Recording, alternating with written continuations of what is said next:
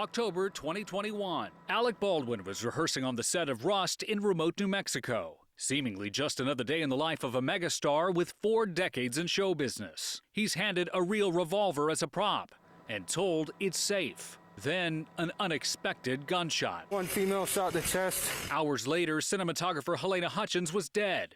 Another crew member injured, and the film's production in chaos. Baldwin's involvement in the shooting and alleged safety concerns on set suddenly thrust into the spotlight. Flash forward 2.5 years later. We find the defendant, Hannah Gutierrez, guilty. The movie's armorer is sentenced to prison for involuntary manslaughter, and Baldwin, who's an executive producer on the film, is facing the same charge. He's pleaded not guilty, and in a 2022 interview with CNN, denied any criminal liability. I never took a gun and pointed at somebody and clicked the thing. He blames armorer Hannah Gutierrez Reed and assistant director David Halls for the live round that was loaded into the gun, while his attorneys argue the shooting was an accident and Baldwin is not criminally liable. Just because it's an accident doesn't mean that it's not criminal.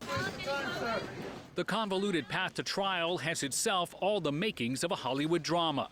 Months after being charged in 2023, Baldwin's case was suddenly dropped by New Mexico special prosecutors, citing, quote, new facts. But the actor was indicted in January with involuntary manslaughter, this time by a grand jury. His attorneys tried and failed at multiple attempts to get the case dismissed, at one point alleging improper destruction of evidence, arguing the gun was virtually destroyed by FBI testing.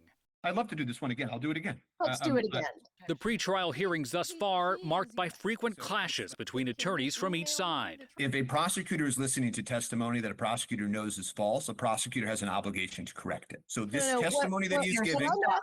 Stop, both of you. Prosecutors also intend to highlight what they say is Baldwin's negligence while overseeing a set allegedly plagued by dangerous conduct. He didn't do any of the things that he was supposed to do to make sure that he was safe or that anyone around him was safe. And then he pointed the gun at Helena Hutchins and he pulled the trigger. Beyond Baldwin's approaching legal fate, the future of Rust is in limbo. There is no distribution partner, there is no release date. And beyond this one movie, a larger question remains. Will the deadly accident on the set of Rust lead to new laws regulating safety practices across the film industry? There's a ton of production in other states like Georgia, with Atlanta, also New Mexico, and of course New York. So it remains to be seen just the reach of this terrible tragedy and if these laws will go into effect nationwide.